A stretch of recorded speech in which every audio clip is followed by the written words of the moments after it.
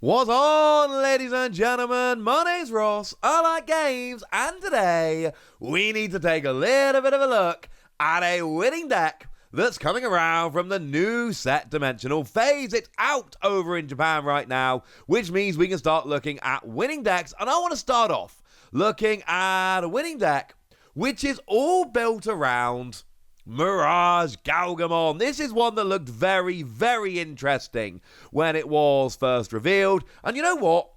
It seems like it might actually be really, really interesting. The deck list does come from Salihin Surin over on Twitter. Apologies for any terrible pronunciations there. So let's go and have a little bit of a gander. And I like this deck. I can see this being a deck which I'm going to have a play around with, honestly. This one looks fun. So starting off then with your Digitama, we've got ourselves a little bit of Hououmon, the new one from BT11. When attacking once per turn, if you've got a blue Tamer in play, draw a card. So we're going to play some Tamers, and we're going to be drawing a bunch of cards, and life is going to be good. And we do have a 5th Digitama here. You're allowed to play a 5th Digitama, so you know, why not, ladies and gentlemen? Why not? What we got ourselves here is the Hououmon from BT1. The when attacking once per turn, if your opponent has a Digimon with no Digivolution cards in play, draw a card. No secret what's going on here. We're trying to draw with our Digitama because that's a good thing. Now, in terms of level 3s, we are going full Jellymon, which I'm honestly pretty in favour of. Jellymon's kind of awesome.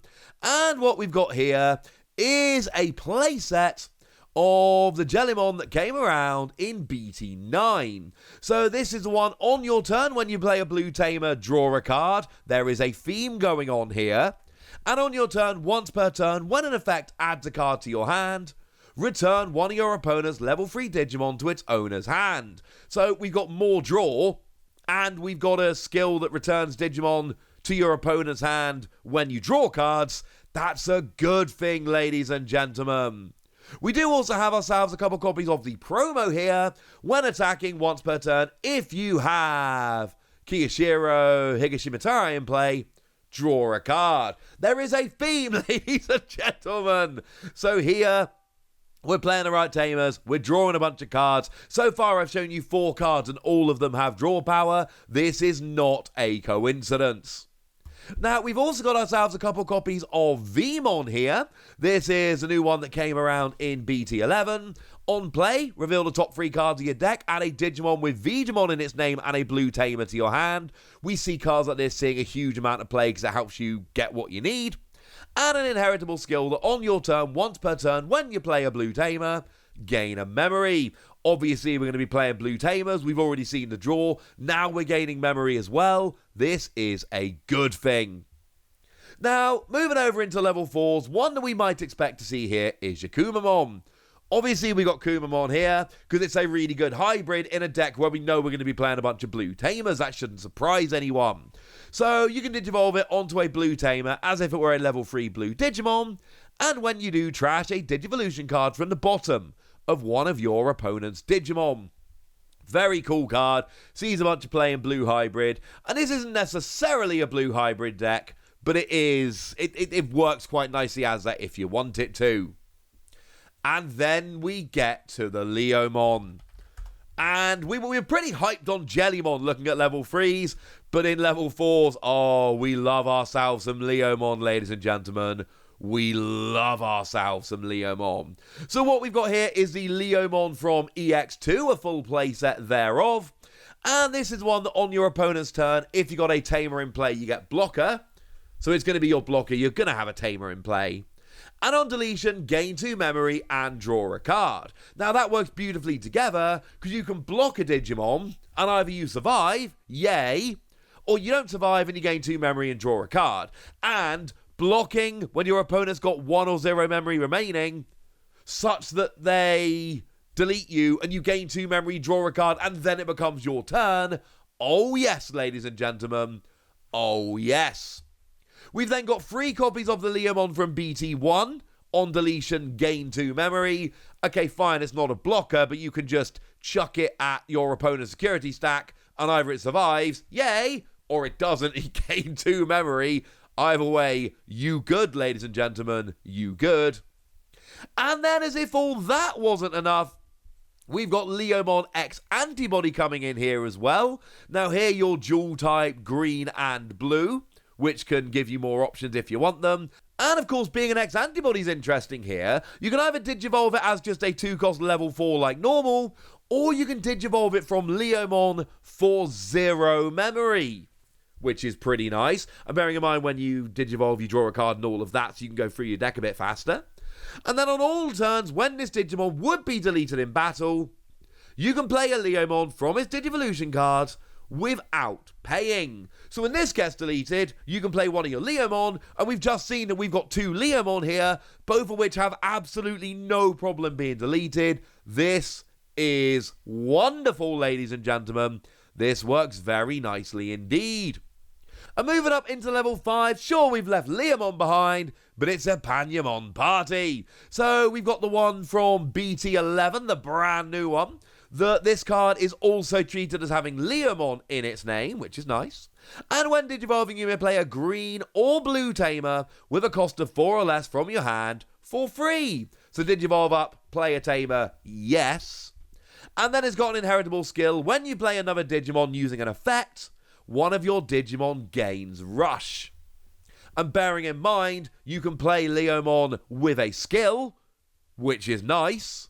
And you can give one of your Digimon Rush. It doesn't say that Digimon, at least with the translation that we've got at the moment. Shout out to DigimonCard.dev for that. So yeah, this works quite nicely. Then we've got the X-Antibody that can Digivolve as a 0 cost, which will then give you access to that inheritable skill without paying any memory. And you can treat this Digimon as if it's got Leomon in its name, so we are still kind of in Leomon here. And when this Digimon would be deleted in battle, you can play a Leomon from this Digimon's Digivolution cards without paying. Bearing in mind the Panyamon will then give one of your Digimon Rush, which is lovely. And if your opponent's not prepared for Rush, and it's kind of hard to prepare for Rush, honestly, yeah, that is going to hurt them. And then as we move up into level 6s, as I promised you at the beginning of the video, we've got ourselves MirageGalgamon. We're not playing the whole evolution line. We're going Panyamon and Leomon and Jellymon. And it's basically just, I'm going to be deleted and that's fine. I've got Rush, I'm gaining a bunch of memory, and I'm gaining a bunch of cards with draw. This is lovely. And then you've got MirageGalgamon here. When Digivolving, return one of your opponent's level 5 or lower Digimon to its owner's hand.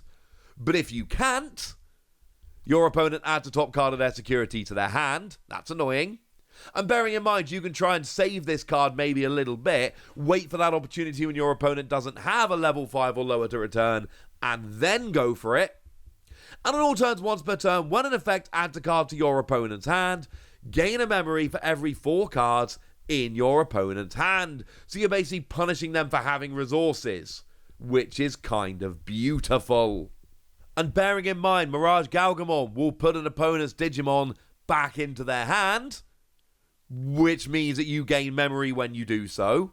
And Jellymon will return a level 3 to its owner's hand, which will increase the number of cards in their hand, so then you'll go gaining the memory. So this isn't, don't get me wrong, if your opponent is playing around trying to increase their hand size, yay, but that's not all that this does, because you are increasing your opponent's hand size, but you're doing it by getting their Digimon off the board, and then you're gaining memory at the same time to go with all your other... I mean, resource-wise, this deck is amazing. I love it. Drawing all those cards, gaining all that memory, and then you got playing around with Rush as well. This is a really fun deck, and I like it very much. But we do need a bunch of Tamers, because I've been telling you about a bunch of Tamers. Seems kind of rude if we don't talk about some of these Tamers. So, what have we actually got? Well, we got ourselves a full playset coming in here of the Jerry Kato from EX2. On play, you can play a Leomon from your hand for free, and we're playing a bunch of Leomon. This was kind of a no-brainer in this deck. And on your opponent's turn, when an opponent's Digimon attacks, you can suspend this to draw a card. It's even more draw power. It's ridiculous. Now, obviously, you've got Kiyashiro coming in here because you've got that combo with Jellymon we mentioned. At the start of your turn, if you've got 2 memory or less, set it to free. This is actually really, really cool with stuff like the Leomon that will gain you 2 memory. Because if your opponent's got 1 memory, Leomon blocks, gets deleted, you go to 1 memory, but then this will put you back up to 3. That's a good thing.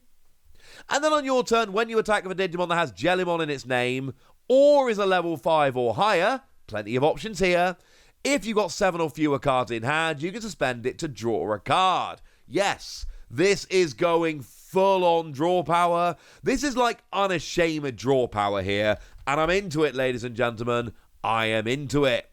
You've then got 1 copy of Davis and Ken. If you've got a blue Digimon in play, gain a memory at the start of your main phase. If you've got a green, gain a memory. Yes, your Leomon being dual color will gain you 2. It's one of those advantages I told you about earlier. And on your turn, when your Digimon evolves into a Digimon that has 2 or more colors, you can suspend this Tamer to unsuspend that Digimon. And we do have a couple of ones here that will count, which is rather nice. So yay for that. We do also have a couple of white Tamers as well. And these are interesting because we've seen a bunch of skills here that need you to have a blue Tamer. And these don't necessarily count. They're just really good Tamers. So we've got 1 copy here of Analog Youth. That's the one that on play, you're able to top 3 cards of your deck, grab a Digimon. And on all turns, when one of your level 5 or higher Digimon with Digivolution cards is deleted, you can suspend it to gain a memory and hatch a Digi-Egg. Again, this is a deck which is going full on for I'm drawing cards, I'm gaining memory, I'm giving myself a resource advantage. This fits nicely into that, even though it is a white Tamer. And then we've got ourselves a couple copies of Cool Boy. On play, reveal 3 cards on the top of your deck. And a Digimon with X-Antibody in its traits to your hand. You're not playing the option card, unfortunately. But it will get your X-Antibody cards we mentioned earlier.